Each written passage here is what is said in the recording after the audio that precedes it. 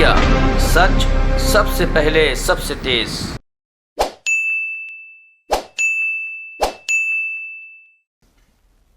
नमस्कार जी। पिछले कई दिनों से मैं सरकार की अलग अलग योजनाओं के लाभार्थियों से चर्चा कर रहा हूं। सरकार ने जो योजनाएं बनाई हैं उनका लाभ लोगों तक कैसे पहुंच रहा है, ये और बेहतर तरीके से हमें पता चलता है। जनता जनार्दन से डायरेक्ट कनेक्शन का यही लाभ होता है।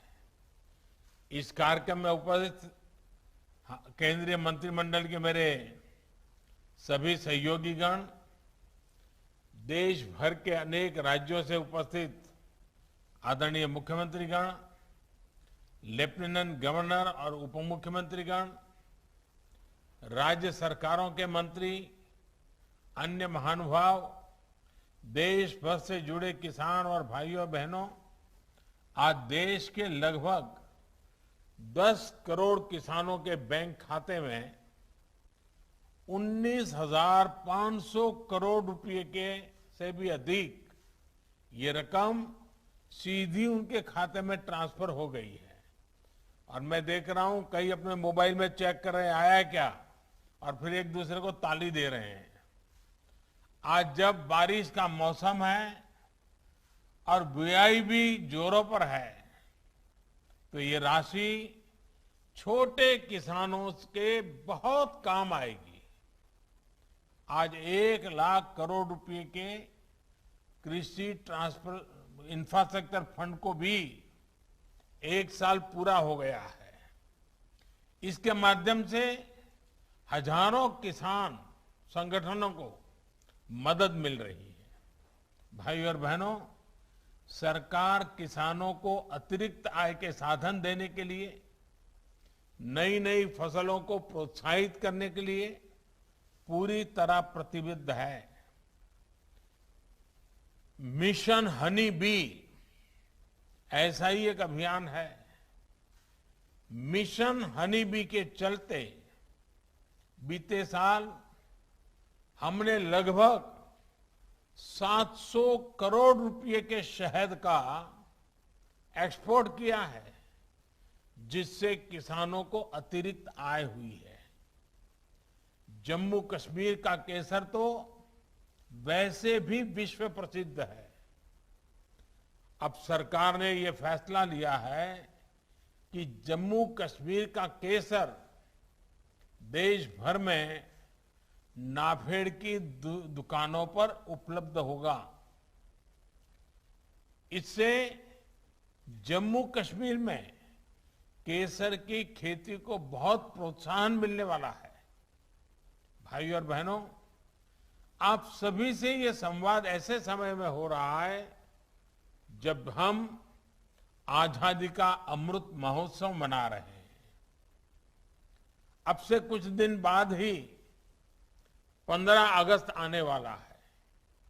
इस बार देश अपना 75वां स्वतंत्रता दिवस मनाने जा रहा है। ये महत्वपूर्ण पड़ाव हमारे लिए गौरव का तो है ही, ये नए संकल्पों, नए लक्ष्यों का भी एक बहुत बड़ा अवसर है। इस अवसर पर हमें ये तय करना है कि आने वाले 25 वर्षों में हम भारत को कहां देखना चाहते हैं। देश जब आजादी के 100 वर्ष पूरा करेगा 2047 में, 2047 में, तब भारत की स्थिति क्या होगी, ये तय करने में हमारी खेती, हमारे गांव, हमारे किसानों की बहुत बड़ी भूमिका है। ये समय भारत की कृषि को एक ऐसी दिशा देने का है जो नई चुनौतियों का सामना कर सके और नए अवसरों का भरपूर लाभ उठा सके। भाई और बहनों, इस दौर में बहुत तेजी से हो रहे बदलावों को हम सभी साक्षी हैं। चाहे मौसम और प्रकृति से जुड़े बदलाव हो, खान पान से जुड़े बदलाव हो, या फिर महामारी के कारण पूरी दुनिया में हो रहे बदलाव हो। हमने बीते 1.5 वर्ष में कोरोना महामारी के दौरान इसको अनुभव भी किया है। इस कालखंड में देश में ही खान पान की आदतों को लेकर बहुत जागरूकता आई है।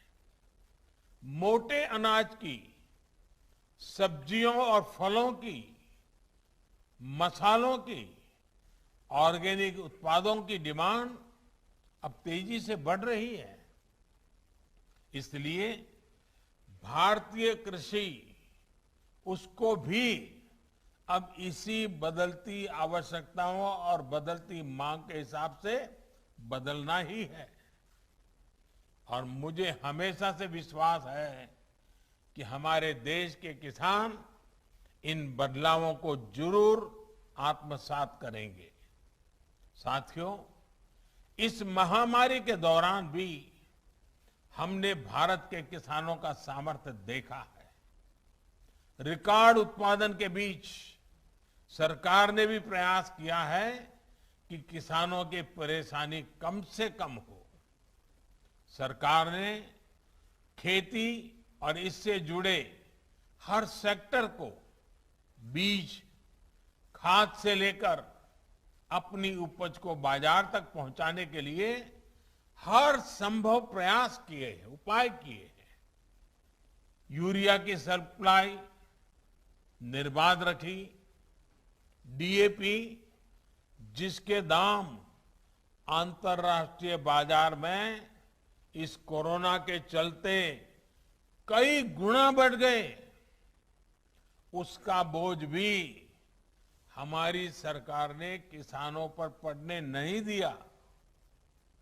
सरकार ने तुरंत इसके लिए 12,000 करोड़ रुपए का इंतजाम किया। साथियों, सरकार ने खरीफ हो या रबी सीजन, किसानों से एमएसपी पर अब तक की सबसे बड़ी खरीद की है।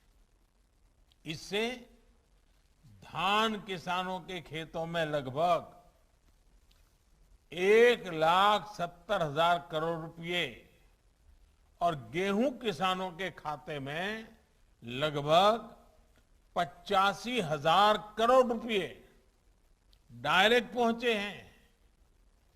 किसान और सरकार की इसी साझेदारी के कारण आज भारत के अन्न भंडार भरे हुए हैं। लेकिन साथियों, हमने देखा है कि सिर्फ गेहूं, चावल, चीनी में ही आत्मनिर्भरता काफी नहीं है, बल्कि दाल और तेल में भी आत्मनिर्भरता बहुत आवश्यक है।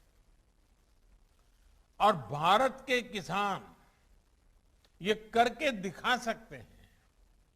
मुझे याद है कि कुछ साल पहले जब देश में दालों की बहुत कमी हो गई थी, तो मैंने देश के किसानों से दाल उत्पादन बढ़ाने का आग्रह किया था।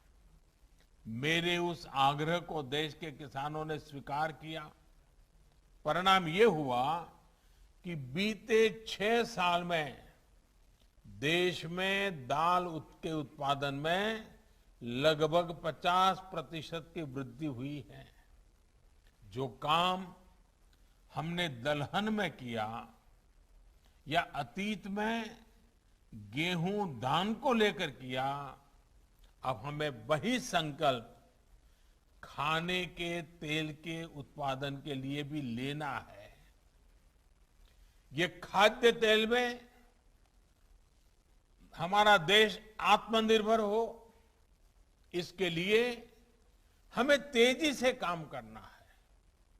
भाइयों और बहनों, खाने के तेल में आत्मनिर्भरता के लिए अब राष्ट्रीय खाद्य तेल मिशन ऑयल पाम का संकल्प लिया गया है। आज देश भारत छोड़ो आंदोलन को याद कर रहा है, तो इस ऐतिहासिक दिन ये संकल्प हमें नई ऊर्जा से भर देता है। इस मिशन के माध्यम से खाने के तेल से जुड़े इकोसिस्टम पर 11,000 करोड़ रुपए से अधिक का निवेश किया जाएगा। सरकार ये सुनिश्चित करेगी कि किसानों को उत्तम बीज से लेकर टेक्नोलॉजी, उसकी हर सुविधा मिले। इस मिशन के तहत ऑयल पाम की खेती को प्रोत्साहन देने के साथ ही हमारी जो अन्य पारंपरिक तिलहन फसलें हैं, उसकी खेती को भी विस्तार दिया जाएगा। साथियों, आज भारत कृषि निर्यात के मामले में पहली बार दुनिया के टॉप 10 देशों में पहुंचा है, पहले 10 देशों में पहुंचा है। कोरोना काल में ही देश ने कृषि निर्यात के नए रिकॉर्ड बनाए हैं। आज जब भारत की पहचान एक बड़े कृषि निर्यातक देश की बन रही है, तब हम खाद्य तेल की अपनी जरूरतों के लिए आयात पर निर्भर रहें, ये बिल्कुल उचित नहीं है। इसमें भी आयातित ऑयल, पाम ऑयल का हिस्सा 55% से अधिक है। इस स्थिति को हमें बदलना है। खाने का तेल खरीदने के लिए हमें जो हजारों करोड़ रुपए विदेश में दूसरों को देना पड़ता है, वो देश के किसानों को ही मिलना चाहिए। भारत में पाम ऑयल खेती के लिए हर जरूरी संभावनाएं हैं। नॉर्थ ईस्ट और अंडमान निकोबार द्वीप समूह में विशेष रूप से इसे बहुत बढ़ाया जा सकता है। ये वो क्षेत्र हैं जहां आसानी से पाम की खेती हो सकती है, पाम ऑयल का उत्पादन हो सकता है। साथियों, खाने के तेल में आत्मनिर्भरता के इस मिशन के अनेक लाभ है। इससे किसानों को तो सीधा लाभ होगा ही, गरीब और मध्यम वर्ग के परिवारों को सस्ता और अच्छी क्वालिटी का तेल भी मिलेगा। यही नहीं, ये मिशन बड़े स्तर पर रोजगार का निर्माण करेगा, फूड प्रोसेसिंग इंडस्ट्री को बल देगा। विशेष रूप से फ्रेश फ्रूट बंच प्रोसेसिंग से जुड़े उद्योगों का विस्तार होगा। जिन राज्यों में पाम ऑयल की खेती होगी, वहां ट्रांसपोर्ट से लेकर फूड प्रोसेसिंग यूनिट्स में युवाओं को अनेक रोजगार मिलेगा। भाइयों और बहनों, ऑयल पाम की खेती का बहुत बड़ा लाभ देश के छोटे किसानों को मिलेगा। ऑयल पाम का प्रति हेक्टेयर उत्पादन बाकी तिलहन फसलों की तुलना में बहुत ज्यादा होता है। यानी ऑयल पाम मिशन से बहुत छोटे से हिस्से में ज्यादा फसल लेकर छोटे किसान बड़ा मुनाफा कमा सकते हैं। साथियों, ये आप भली भांति जानते हैं कि देश के 80% से अधिक किसानों के पास 2 हेक्टेयर तक ही जमीन है। आने वाले 25 साल में देश की कृषि को समृद्ध करने में इन छोटे किसानों की बहुत बड़ी भूमिका रहने वाली है। इसलिए अब देश की कृषि नीतियों में इन छोटे किसानों को सर्वोच्च प्राथमिकता दी जा रही है। इसी भावनाओं के साथ बीते सालों में छोटे किसानों को सुविधा और सुरक्षा देने का एक गंभीर प्रयास किया जा रहा है। पीएम किसान सम्मान निधि के तहत अब तक 1,60,000 करोड़ रुपए किसानों को दिए गए हैं। इसमें लगभग 1,00,000 करोड़ रुपए तो कोरोना के मुश्किल समय में ही छोटे किसानों तक पहुंचे हैं। यही नहीं, कोरोना काल में ही 2 करोड़ से ज्यादा किसान क्रेडिट कार्ड जारी किए गए, जिनमें से अधिकतर छोटे किसान हैं। इनके माध्यम से किसानों ने हजारों करोड़ रुपए का ऋण भी लिया है। कल्पना कीजिए, अगर ये मदद छोटे किसानों को ना मिलती तो 100 वर्ष की इस सबसे बड़ी आपदा में उनकी क्या स्थिति होती। उन्हें छोटी छोटी जरूरतों के लिए कहां कहां नहीं भटकना पड़ता। भाइयों और बहनों, आज जो कृषि इंफ्रास्ट्रक्चर बन रहा है, जो कनेक्टिविटी का इंफ्रास्ट्रक्चर बन रहा है, या फिर जो बड़े बड़े फूड पार्क लग रहे हैं, इनका बहुत बड़ा लाभ छोटे किसानों को ही हो रहा है। आज देश में विशेष किसान रेल चल रही है। इन ट्रेनों से हजारों किसानों ने अपना उत्पाद कम कीमत में, ट्रांसपोर्ट का खर्चा बहुत कम, देश की बड़ी बड़ी मंडियों तक पहुंचाकर अधिक कीमत से माल बेचा है। इसी प्रकार जो विशेष इंफ्रास्ट्रक्चर फंड है, इसके तहत भी छोटे किसानों के लिए आधुनिक भंडारण की सुविधाएं तैयार हो रही है। बीते साल में 6,500 से अधिक प्रोजेक्ट स्वीकृत हो चुके हैं। ये प्रोजेक्ट जिनको मिले हैं, उनमें किसान भी हैं, किसानों की सोसाइटी और किसान उत्पादक संघ भी है, सेल्फ हेल्प ग्रुप भी है और स्टार्टअप्स भी हैं।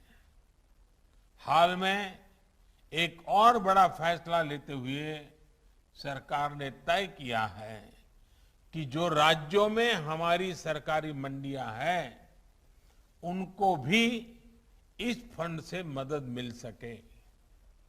इस फंड का उपयोग करके हमारी सरकारी मंडियां बेहतर होगी, ज्यादा मजबूत होगी, आधुनिक होगी। भाइयों और बहनों, इंफ्रास्ट्रक्चर फंड हो या फिर 10,000 किसान उत्पादक संघों का निर्माण, कोशिश यही है कि छोटे किसानों की ताकत को बढ़ाया जाए, छोटे किसानों की बाजार तक पहुंच भी अधिक हो और बाजार में मोलभाव करने की उनकी क्षमता भी वृद्धि हो। जब एफपीओस के माध्यम से सहकारी तंत्र से सैकड़ों छोटे किसान एकजुट होंगे तो उनकी ताकत सैकड़ों गुना बढ़ जाएगी। इससे फूड प्रोसेसिंग हो या फिर निर्यात, इसमें किसानों की दूसरों पर निर्भरता कम होगी। वो स्वयं भी सीधे विदेशी बाजार में अपना उत्पाद बेचने के लिए स्वतंत्र होंगे। बंधनों से मुक्त होकर ही देश के किसान और तेजी से आगे बढ़ सकेंगे। इसी भावना के साथ हमें आने वाले 25 साल का एक संकल्प को सिद्ध करना है। तिलहन में आत्मनिर्भरता के मिशन में हमें अभी से जुट जाना है। एक बार फिर पीएम किसान सम्मान निधि के सभी लाभार्थियों को मेरी बहुत बहुत शुभकामनाएं, बहुत बहुत धन्यवाद।